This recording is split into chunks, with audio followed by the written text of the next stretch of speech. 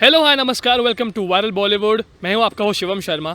दोस्तों, हमें बहुत दिनों से बड़ी मैसेज आ रही थी लोगों की कि जिम की कम्युनिटी के बारे में एक वीडियो बनाया जाए। क्यों ना जिम के किसी बड़े हस्ती को बुलाया जाए, वर्कआउट के किसी बड़े हस्ती को बुलाया जाए और उनसे बात की जाए कि जिम इंडस्ट्री जो है, फिटनेस इंडस्ट्री जो है, कितनी सफ़र कर रही है। आपके लिए लेकर आए हैं हिंदुस्तान के सबसे बड़े बॉडी बिल्डर्स नामों में से एक, इनफैक्ट सबसे बड़ा नाम, the one and only Suhas Khamkar साहब। सबसे पहले thank you so much for coming with us. Thank you. Suhas sir, सबसे पहले तो ये बताओ कि जो मार्च 2020 से लॉकडाउन लगा है और अब तक चल रहा है, बीच में बस 6 महीने एक्टिव था, इसके दौरान सबसे बड़ा लॉस आपका एज अ बॉडी बिल्डर क्या हुआ है? Actually as a body builder loss मेरा ये हुआ है कि मैं जब से लॉकडाउन लगा और जब से ये कोरोना कोविड-19 जब से आया है, तब से मेरा वर्कआउट टोटली बंद हो गया। और वर्कआउट बंद होने के कारण हमारे बॉडी बिल्डर्स का ऐसा रहता है कि अगर उसका डाइट या फिर वर्कआउट अगर मिस होता है तो उसकी मसल क्वालिटी जो है वो डाउन हो जाती है, मसल की जो परसेंटेज है वो कम हो जाती है। और इसका जो नुकसान है वो स्टेज पे जब हम कंपटीशन के लिए स्टेज पे खड़े होते हैं तो वो टाइम पे हम लोगों को होती है। तो ये चीज़ें की वजह से बहुत सारी दिक्कतें आ रही है और अभी भी दिक्कतें चल ही रही है, क्योंकि अच्छी तरीके से डाइट लेना हो तो फिर वो उस हर एक किसी का उसको हाथ लगता है, तो वो क्लीन कैसे करे। या फिर अभी वो डाइट भी अगर सब अवेलेबल मैंने कर लिया तो वो बाहर जब वर्कआउट को निकलेंगे तो फिर कैसे निकलेंगे। ये बहुत सारी चीज़ें हैं। सप्लीमेंट्स की डिलीवरी की बात है तो सप्लीमेंट्स टाइम पे नहीं मिल रहा है। ये बहुत सारी दिक्कतें हैं ये हमारे बॉडी बिल्डर्स को फेस करनी पड़ रही है। और सबसे ज़्यादा मतलब जो नुकसान हुआ है, हमारे जो कॉम्पिटिशन्स कर रहे हैं जो बॉडी बिल्डर्स है उनका बहुत सारा नुकसान हो रहा है, क्योंकि हर एक चीज़ें से मैं ये गुजरता हुआ आया हूँ और एक लेवल पे अभी पहुँच गया हूँ। लेकिन जो स्ट्रगल कर रहे हैं, जो अपकमिंग्स बॉडी बिल्डर्स है जो हमारे फिटनेस इंडस्ट्री में है, उनके बहुत बहुत बड़े तरीके से उनके नुकसान हो रहे हैं। क्योंकि बॉडी बिल्डिंग के लिए आपको मालूम है सबसे ज़्यादा खर्चा होता है और ये पूरा खर्चा निकालने के लिए वो हमारा बॉडी बिल्डर्स या फिर कुछ ट्रेनर्स का जॉब करता है या फिर कुछ पर्सनल ट्रेनिंग लेता है या फिर जिम चलाता है या फिर फिटनेस से रिलेटेड या जिम से रिलेटेड कुछ जॉब करता है। लेकिन वो हमारी पूरी की पूरी इंडस्ट्री बंद हो गई है। एक हो गई बात ये। इसके बाद में होता है वो पैसा किधर से भी अवेलेबल करके अगर उसकी तैयारी करता है तो उसको अच्छे तरीके से डाइट लेके वर्कआउट करने के लिए जिम अवेलेबल नहीं हो रही है। और जिम अवेलेबल नहीं हो रही है, इसकी वजह से उसकी तैयारी नहीं हो रही है। और इसके आगे जाके कुछ बॉडी बिल्डर्स ने हमारी तैयारी की और कंपटीशन आज के डेट में कैंसिल हो गई। क्यों? क्योंकि बताया जा रहा है कि पोस्टपोन हो गई। ऐसी अभी अलग अलग फेडरेशन है, लेकिन हर एक फेडरेशन की बात यही है कि कॉम्पिटिशन्स पोस्टपोन कर दी गई है। तो ये बहुत बड़ी दिक्कतें हो गई इस कोविड-19 की वजह से। ये बात बताओ मुझे सर कि मतलब एक कॉमन सेंस के हिसाब से अगर एक इंसान सोचे तो कोविड को कहा जा रहा है कि अगर आपका इम्यूनिटी सिस्टम खराब है तो आप घर में रहें। मतलब हर इंसान घर पे रहे, पर जिसका बेसिकली इम्यून सिस्टम खराब है घर पे रहे। अगर आप जिम करते हैं, वर्कआउट करते हैं, तो आपका इम्यून सिस्टम बेसिकली स्ट्रॉन्ग बनता है। और इनफैक्ट कुछ स्टेट्स हैं महाराष्ट्र के जहाँ पर लोगों ने गवर्नमेंट से पूछा है कि इम्यून सिस्टम अगर स्ट्रॉन्ग हो सकता है और जिम से हो सकता है तो आप जिम को बंद क्यों रखते हैं? तो ये सवाल मैं चाहता हूँ आपसे पूछना हो कि आपको क्यों लगता है कि जिम को बंद रखा गया जबकि उससे हमारी इम्यून सिस्टम बहुत स्ट्रॉन्ग हो सकती है?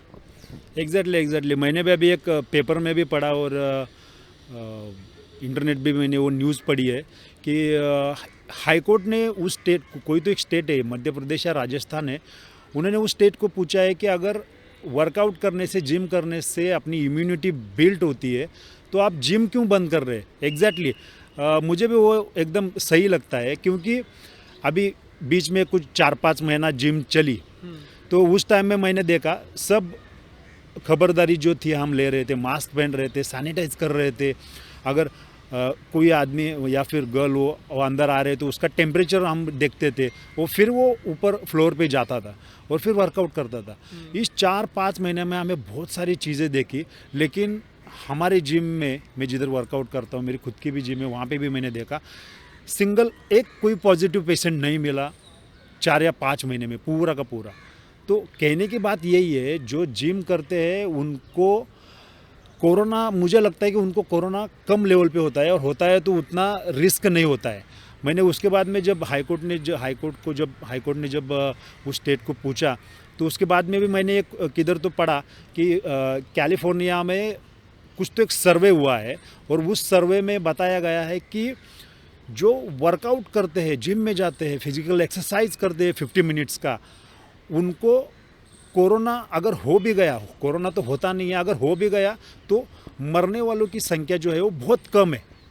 मतलब वर्कआउट इम्यूनिटी बिल्ड करता है और उससे हम कोरोना से बच सकते हैं, ये इससे मतलब क्लियर हो जाता है। तो मुझे लगता है कि मेरे वैयक्तिक कि जिम्स चालू होने चाहिए, जो भी कुछ सोशल डिस्टेंसिंग हो या फिर जो भी रूल्स रेगुलेशन हो वो क्लियर करके ना जिम्स इंडस्ट्री जो है हमारी ओपन होनी चाहिए। और एक सवाल है मेरे पास आपके लिए, ये सवाल है कि मतलब जो डेली जैसे हमें बहुत सारे मैसेजेस आते हैं कि जिम के बारे में कुछ वीडियो बनाओ, now you are the biggest name in India, आपको कितने लोग डेली बेसिस पे बोलते हैं कि सुहास भाई इसके बारे में कुछ करो, क्या करना चाहिए आपके हिसाब से लगता है गवर्नमेंट को जिम के बारे में? Do you think that government जो है जब वो गाइडलाइंस बनाती है तो एक जिम या फिर कोई और 3-4 सेक्टर्स हैं ऐसे जिसको बिल्कुल ही निगलेक्ट कर दिया जाता है? मुझे क्या लगता है कि आज के डेट में सबसे इफेक्टेड जो है वो हमारी फिटनेस इंडस्ट्री हो गई है। सभी इफेक्टेड हुए हैं, लेकिन सबसे ज़्यादा इफेक्ट ज़्यादा करके जो हुआ है वो हमारी फिटनेस इंडस्ट्री को हुआ है। अगर हमारे बॉडी बिल्डर्स देखेंगे या फिर जो जिम चला रहे हैं उनको देखेंगे, तो एक तो इसमें होता क्या है, एक तो जगह रेंट पे होती है। जगह रेंट के होने के बाद उसका जो सबसे ज़्यादा खर्चा होता है रेंट के बाद में, तो आता है वो लाइट बिल, इलेक्ट्रिसिटी बिल, और उसके बाद में आता है पूरा वो स्टाफ का पेमेंट और बाकी चीज़ें। सब ये सब करने के लिए उसके पास पैसा ही नहीं रहेगा तो फिर ये चीज़ें करेगा कैसे? क्योंकि जो रेंट पे जगह लिए हुए है वो पैसा मांग रहा है। अभी जिम चालू किए है तो बैंक से लोन लेके किया हुआ है, उनके इंस्टॉलमेंट उनको भरना है। तो मुझे क्या लगता है कि कुछ ऐसी गाइडलाइन निकले जहाँ पे जो जिम्स के रेंट हो या फिर वो उनको माफ़ किया जाए या फिर उनको कुछ उसमें रियायत दी जाए, ऐसा कुछ सर्कुलर निकलना चाहिए जिम वालों के लिए। और ख़ास करके जो मतलब रेंट पे चल ही रहे, जिनका खुद का जगह है उनको कुछ इसकी ज़रूरत ही नहीं है, लेकिन जो रेंट के जिम है उनके लिए ये कुछ करना चाहिए, ऐसा मुझे लगता है। नहीं तो फिर हमारे इंडस्ट्री के अंदर के लोग बचेंगे नहीं। बहुत सारे जिम्स बंद हो गए हैं, बहुत सारे जिम जो है उन्होंने भेज दिए, लेकिन मुझे लगता है ये जो इंडस्ट्री है वो स्वस्थ भारत की आने वाली हमारी युवा पीढ़ी को तंदुरुस्त करने की जगह है और इसको बचाना हर एक किसी का फ़र्ज़ है। तो मुझे लगता है कि इसको बचाना चाहिए। इंटरनेशनल लेवल पे इंडिया के बॉडी बिल्डर्स जो थे उनका एक लेवल था बिफोर लॉकडाउन। अब जो लॉकडाउन हो चुका है, इतना ऑलमोस्ट 1.5 साल होने आए कंप्लीट, कितना स्तर नीचे गिरा इंडिया की बॉडी बिल्डिंग का, फिटनेस इंटरनेशनल लेवल पे? Because we compete on international level, आप कम्पीट करने वाले थे आपने बताया, पर लॉकडाउन हो चुका। तो as a personal loss and also the country's loss, India कितना नीचे गया है इंटरनेशनल लेवल पे जिम सेक्टर के हिसाब से? मैं अभी 27 साल से मैं खुद वर्कआउट कर रहा हूँ, 27 साल से। और उस 27 साल में मुझे मालूम है कि मैंने 2015 में सिर्फ मैंने एक 6 महीने का गैप लिया था और कॉम्पिटिशन्स के लिए सिर्फ 1 साल का गैप लिया था, और उसके बाद में वापस मैंने तैयारी चालू की थी। और उसके बाद में सबसे बड़ा जो गैप है वो अभी इस कोरोना के वजह से, लॉकडाउन की वजह से हुआ है मेरे लाइफ में। और 2018 को मालूम है, आप सभी को मालूम है कि प्रो कार्ड मिला था, और उसके बाद में प्रो कॉम्पिटिशन्स भी मैं खेलने जाने वाला था। जस्ट मैंने तैयारी चालू की थी, लेकिन 2018 में मैंने एक कंपटीशन को वीज़ा और बाकी चीज़ों की वजह से कर नहीं पाया। लेकिन उसके बाद में जस्ट अभी 1 साल पहले वापस तैयारी जब चालू की तो ये कोरोना आ गया और इसकी वजह से पूरा का पूरा फुल स्टॉप लग गया। तो ये मेरा खुद का नुकसान हुआ है, मेरा डाइट, बाकी सभी चीज़ों को हुआ है।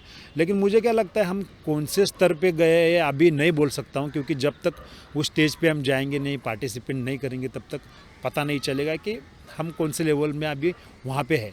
और ऐसा देखने जाएंगे तो पूरा वर्ल्ड वाइड सभी का वर्कआउट बंद हुआ है, सभी अफेक्टेड हुए हैं। तो मुझे नहीं लगता कि इतना कुछ मुझे वहाँ पे जाने के लिए तकलीफ़ हो जाएगी बाद में। जैसे कि आपने बताया कि जिम इंडस्ट्री इतना सफ़र कर रही है, अगर because now you are one of the biggest names, आप जानते हैं कि इंडस्ट्री इन एंड आउट कैसी है, अगर आपको सजेशन देनी हो गवर्नमेंट को, because now you are also part of government, लेकिन सजेशन देनी हो कि कैसे इसको कोप हो सके, कैसे जिम इंडस्ट्री को वापस उठाया जा सके, तो सजेशन क्या होगी? मैंने वही बोला ना अभी आपको, जिम जो है वो ओपन कर देनी चाहिए, और इसमें कुछ रूल्स रेगुलेशन है उसकी पूरी अच्छी की अच्छी गाइडलाइन देनी चाहिए, और वो हिसाब से जिम्स ओपन करने के लिए बोलना चाहिए। इससे होगा क्या, जो जिम्स और हमारे जो स्पोर्ट्समैन हैं उनका नुकसान नहीं होगा, और लोगों की इम्यूनिटी अच्छी तरीके से बिल्ड होगी, और मुझे लगता है जो मरने वाली की जो संख्या है वो कम हो जाएगी। वैसे गाइडलाइन देने के लिए बहुत सारी कमेटी वगैरह बैठी हुई है, वो गाइडलाइंस के लिए अच्छी तरीके से गाइडलाइंस दे सकती है। ओके, लास्ट फ्यू क्वेश्चंस, उसमें से एक ये है कि जितने भी लोग जिम ना शुरू होने की वजह से डीमोरलाइज हो चुके हैं, मतलब उनको पता है कि पैसे लग चुके हैं, पैसे वेस्ट हो चुके हैं, बट उनका पैशन है वर्कआउट करना, कॉम्पीट करना, लेकिन मॉरल डाउन हो चुका है, उन लोगों से सुहास खामकर क्या कहना चाहेंगे? उनके लिए मैं यही कहना चाहूँगा कि अभी ये तो पूरा वर्ल्ड वाइड हुआ है और हर किसी को ये तकलीफ़ है।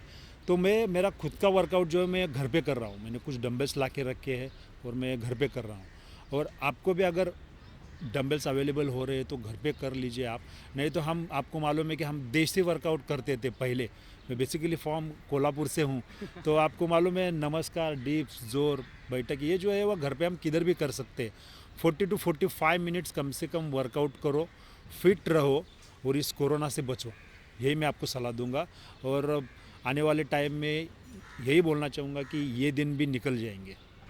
एक और अहम सवाल ये है आपसे जो पूछना ना मुझे, कि जो जिम अक्टूबर से लेके मार्च तक, अभी 5 महीनों के लिए, 6 महीनों के लिए वापस खुला था, इसमें भी बहुत सारी गाइडलाइंस दी गई थी कि इंसान मास्क पहन के जिम करे। अगर आप देखोगे आमतौर पे शादी में इंसान जाता है तो वहाँ पर उसे कोविड टेस्ट दिखाना नहीं पड़ती कि वो नेगेटिव है, बट जिम जाने के पहले आपको दिखाना चाहिए कि आप नेगेटिव हो। हर आम इंसान ये अफोर्ड नहीं कर सकता, कभी कभी किसी को ब्रीदिंग इश्यूज हो, वो जिम ठीक करने के लिए जाता हो, उसके लिए भी पॉसिबल नहीं है। तो जो एक गाइडलाइंस थी इसके बारे में क्या कहना है आपका? How difficult can it be for people? वही बोल रहा हूँ ना मैं, अगर हमारे जिम में देखेंगे ना तो पर स्क्वायर फीट के हिसाब से एक गाइडलाइन दी गई थी लास्ट टाइम कि कितने लोग होने चाहिए, वो हिसाब से वहाँ पे सिर्फ 10 या 12 लोग, वो भी प्रॉपर डिस्टेंस मेंटेन करके, मास्क लगा के, सैनिटाइज करके, हर एक किसी का टेम्परेचर देख के फिर जिम में आते थे। तो मुझे लगता है यही सब चीज़ें अगर हम करेंगे ना तो कोई भी दिक्कत नहीं होगी। मैं मेरे खुद के जिम के बारे में मैंने बोला, लेकिन मैंने हर जगह पे मैंने पूछा, हर एक किसी को पूछा, तो बाकी भी जिम में किसी को भी कोई केस मिला नहीं है। तो मतलब यही कहना चाहूँगा, स्ट्रिक्ट गाइडलाइन जो है वो देके जिम चालू कर देना चाहिए। और जिम के अंदर जब जाएंगे, मुझे मालूम है मास्क लगाने के टाइम पे थोड़ी तकलीफ़ होती है, लेकिन दोस्तों अगर हमें जिम, हमारी जो इंडस्ट्री है वो वापस लाइन पे लानी है, तो ये सब चीज़ें जो है वो हमें प्रॉपर गाइडलाइंस के हिसाब से प्ले करनी पड़ेंगी। जो मास्क हो या फिर फेस शील्ड हो, सैनिटाइजेशन हो, और अंदर आने के टाइम पे टेम्परेचर चेक करना हो। और मुझे लगता है कि अगर किसी की तबीयत ख़राब हो, उसको डाउन लगता है, बुखार हो, सर्दी हो, खांसी हो, तो ऑटोमेटिकली वो कोई भी आदमी जिम में आता ही नहीं है, पहली बात। और अगर आता भी है तो वहाँ पे हम चेक करते उसका टेम्परेचर, और हम उनको भी पूछते कुछ आपके घर में ये तकलीफ़ हो या फिर कोई चीज़ें हो तो हमें पहले बताएं। तो फिर हम वैसे पहले से ही हमारा काम चालू था, इससे और बेटर कर सकते हैं आने वाले टाइम में। तो ये जिम्स ओपन होने चाहिए। आपने पर्सनली कभी मास्क पहन के वर्कआउट किया है? अगर किया है हाँ, तो सवाल ये है कि कितना डिफरेंस होता है? वर्कआउट मास्क पहनने के करने में बहुत सारी दिक्कत है, लेकिन मैं 100% टोटली जिम के अंदर पैर रख के और जिम से बाहर आने तक कंटिन्यूसली मैं मास्क पहन के ही वर्कआउट कर रहा था। थोड़ी दिक्कतें आती है, थोड़ा हैवी वर्कआउट या फिर ज़्यादा रेप्स लेने के टाइम पे थोड़ी दिक्कतें आती है, लेकिन वो टाइम पे अगर आपको ऐसा लग रहा है कि आपका दम घुट रहा है तो थोड़ा एक साइड में जाके, कोई जहाँ पे कोई है नहीं है तो वहाँ पे थोड़ा सा मास्क ओपन कर लीजिए, थोड़ा हवा ले लीजिए, वो बाहर की ओपन हवा ले लीजिए, ऑक्सीजन ले लीजिए, और जब आप नॉर्मल हो जाएगा तो वापस पहन लीजिए। तो ये तो आप कर ही सकते हैं। ये सिर्फ लास्ट के मुझे लगता है कि समझ लो आपके 4 सेट मार रहे हो, उसमें से जो चौथा सेट रहेगा वो हेवी रहेगा, वो टाइम पे आपको ये दिक्कत आ सकती है। वो एक सेट के लिए ठीक है, ऐसा आप कर सकते हैं। शादी की बात की जाए, शादी में 200 लोगों को परमिशन मिली है कि 200 लोग शादी में आ सकते हैं, लेकिन जिम की अगर बात की जाए तो जिम में एक टाइम पे 40-50 लोगों से ज़्यादा परमिशन नहीं मिलती, बड़े ही जिम कितना बड़ा हो। तो इस बारे में क्या बोलना चाहोगे आप? वही बोला ना मैं, एग्जैक्टली। अगर वहाँ पे एक साथ लोग इतने जमा हो रहे हैं और वहाँ पे कुछ सोशल डिस्टेंसिंग भी नहीं है, वहाँ पे हाथ मिला रहे हैं, ये थैली में थाली लेके इधर उधर सब वो घूम रहे हैं, तो इससे कोरोना नहीं पहनता है तो बढ़ता है, तो हमारे जिम में तो बढ़ेगा ही नहीं, 100% नहीं बढ़ेगा। तो ये थे हमारे साथ में हिंदुस्तान के सबसे बड़े बॉडी बिल्डर, जो आपके फैंस के बोलने पे, आपके जब जितने फिटनेस लवर्स हैं, जिम लवर्स हैं, इनके कहने पर हमें एक्सक्लूसिव इंटरव्यू दिया वायरल बॉलीवुड को। Sir thank you so much. Thank you. उम्मीद करते हैं कि जब ये इंटरव्यू आएगा आप शेयर करेंगे खुद भी। ये जस्ट बिल्कुल शेयर करेंगे। आपके चैनल के लिए मेरी तरफ से बहुत सारी शुभकामनाएं। यस, आप घर पे ही रहो, सेफ रहो, मास्क यूज करो और सैनिटाइजेशन करते रहो, हाथ धोते रहो, सोशल डिस्टेंसिंग बरकरार रहो। Thank you. This is Suhas Khamkar और आप देख रहे हो वायरल बॉलीवुड।